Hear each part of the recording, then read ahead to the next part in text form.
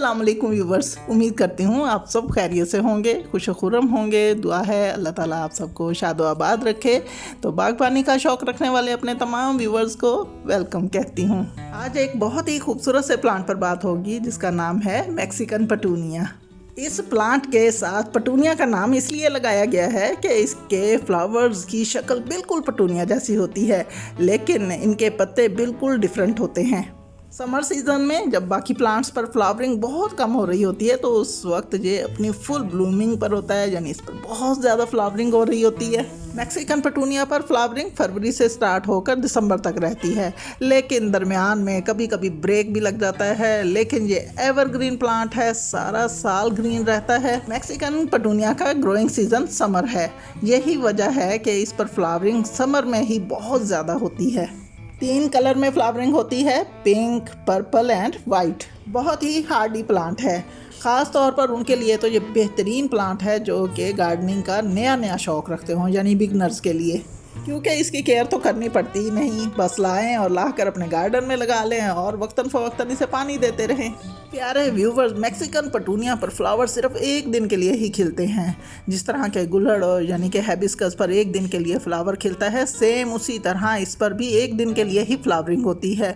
अगले दिन नए ताज़ा फ्रेश फ्लावर्स खिलेंगे, वो पहले वाले दिन का फ्लावर दोबारा नहीं खिलेगा। इसके फ्लावर्स में कोई फ्रेगरेंस नहीं होती, कोई खुशबू नहीं होती, लेकिन खूबसूरती बहुत ज़्यादा होती है। अब बात करते हैं इसके फर्टिलाइज़र की। मैक्सिकन पटूनिया को फर्टिलाइज़र की कोई ख़ास ज़रूरत नहीं होती। जिस तरह बाकी प्लांट्स को हर 15 दिन के बाद कोई ना कोई लिक्विड या दूसरा फर्टिलाइज़र दे दिया जाता है, इसको भी साथ दे देंगे तो कोई हर्ज नहीं, इसे कोई नुकसान नहीं होने वाला। प्यारे व्यूवर्स, अगर मैक्सिकन पटूनिया हमने ज़मीन में लगा रखा है, यानी कि क्यारी में लगा रखा है, तो वहाँ पर हमें पानी कम ज़्यादा डालते हुए कोई टेंशन की ज़रूरत नहीं है। लेकिन अगर हम पॉट में लगा रहे हैं तो पॉट की मिट्टी पोरस होनी चाहिए, यानी कि पानी इसमें ठहरना नहीं चाहिए। पानी डालते ही वो इसके नीचे वाले होल में से निकल जाए। सख्त गर्मी में इसकी मिट्टी को मॉइस्ट रखना ज़रूरी होगा, जैसा कि मैंने अभी आपको दिखाया है।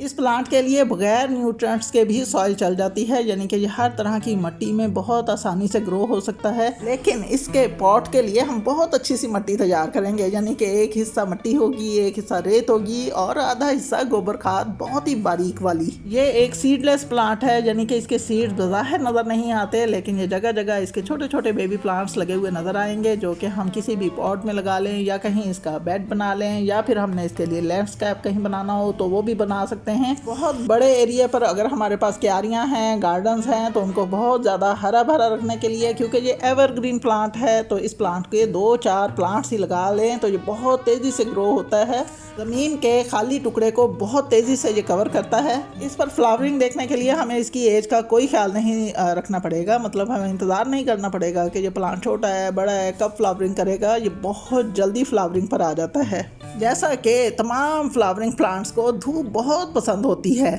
तो इसे भी तेज़ धूप बहुत पसंद है। हैंगिंग बास्केट्स में लगा हुआ ये प्लांट बहुत ही प्यारा लगता है।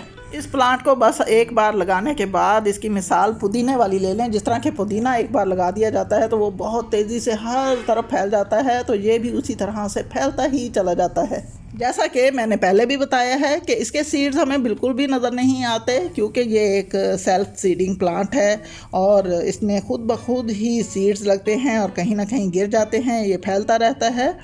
मैक्सिकन पटूनिया जहाँ कहीं भी हमने ग्रो कर रखा है, अगर इसके इर्द गिर्द कच्ची ज़मीन है या फिर कुछ और पॉट्स हमने रख रखे हैं जिनमें और तरह के प्लांट्स लगे हुए हैं, तो इसके छोटे छोटे से बेबी प्लांट्स हमें वहीं पर ग्रो हुए नज़र आते हैं। प्यारे व्यूवर्स, जिस जगह पर यह प्लांट ग्रो हो चुका है या हो रहा है, हमने सिर्फ एक बात पर ध्यान देना है, क्या दोनों के पानी की रिक्वायरमेंट्स एक ही हैं। अगर ऐसा है तो हम इस प्लांट को वहीं पर रहने देंगे, और अगर ऐसा नहीं है तो फ़ौरन इसे उस प्लांट से अलग कर देंगे। कुछ ऐसे प्लांट्स भी होते हैं जिन पर कोई फ्लावरिंग नहीं होती, अगर इनको उनके साथ लगा दिया जाए तो ये बहुत ही प्यारे लगते हैं, यानी उस जगह पर भी हमें फ्लावरिंग नज़र आने लगती है। सबसे बड़ी और अच्छी बात यह है कि ये कटिंग के थ्रू भी लगाया जा सकता है। इसकी डंडी की नीचे वाली पत्तियाँ तोड़कर और इसे ज़मीन में लगा दिया जाए तो बहुत आसानी से ग्रो हो सकता है। ऐसा प्लांट जो कि एवरग्रीन भी हो और इतनी सारी खूबियाँ भी रखता हो, तो इसे हमारे गार्डन में होना बहुत ज़रूरी है। आज ही जाइए और अपने गार्डन के लिए ऐसा खूबसूरत सा प्लांट लाकर ज़रूर लगाइए। तो कैसी लगी जी आज की वीडियो? अगर आपको ये वीडियो पसंद आई हो तो प्लीज़ मेरे चैनल को सब्सक्राइब कीजिए, लाइक्स दीजिए, कमेंट्स कीजिए और शेयर ज़रूर कीजिए। दुआओं में याद रखिएगा। अल्लाह हाफिज़।